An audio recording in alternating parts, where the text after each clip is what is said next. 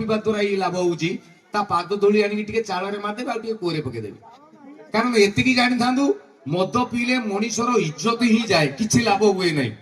ମୋର ଗୋଟେ ମନେ ପଡୁଛି ପୁରୁଣା କଥା, ଗୋଟେ ମଦୁଆଟେ ପ୍ରବଳ ପିଇଛି, ମାନେ ଆଙ୍ଗୁଳି ଗଳେଇକି କଳ କଳ ହଉଛି କି ନାହିଁ ଦେଖୁଛି।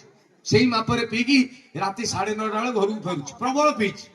ଗାଡି ଗାଡି ଗାଡି ଯା ଚାଲି ଯା ଡ୍ରାଇଭର ତୁ ଚଲଉ, ତ ମନରେ କାକଟପୁର ପଳେଉ, ପୁରୀ ପଳେଉ, ଘଟଗାଁ ପଳେଉ, ମୁଁ କିଏ ବେ ଗାଡି ବେ ଡ୍ରାଇଭର ଯା ପଳା। ଏଇ ଯୋଉ ପଳା କହିଲା ତା ପାଦରୁ ଚପଲଟା ବାହାରିଗଲା, ମାନେ ସିଏ ଏଠି ଚପଲ ସେଠି, ମଦଟା ପିଇ ଦେଇଛି ରାଗିଗଲା ଆଉ କହିଲା ବେ ଚପଲ ତୁ କଣ ବାହାରିଗଲୁ, ତାମାନେ ତୁ ଭାବିଛୁ ମୁଁ ଯାଇକି ତତେ ପିନ୍ଧିବି, ଚାନ୍ସ ନାହିଁ। ତୁ ବାଟା କମ୍ପାନୀ ଛୁଆ, ମୁଁ ମୋ ବାପର ଛୁଆ। ଛୁଆ ଭଲରେ କହୁଛି ଦେଖ ଚପଲ ଏଇଟା ମୋ ପାଦ, ଆସିକି ପଶ, ନହେଲେ ମୋ ପୁରୁଣା ପ୍ରକୃତି ବାହାରିବୁ, ତୁ ମତେ ଚିହ୍ନୁ।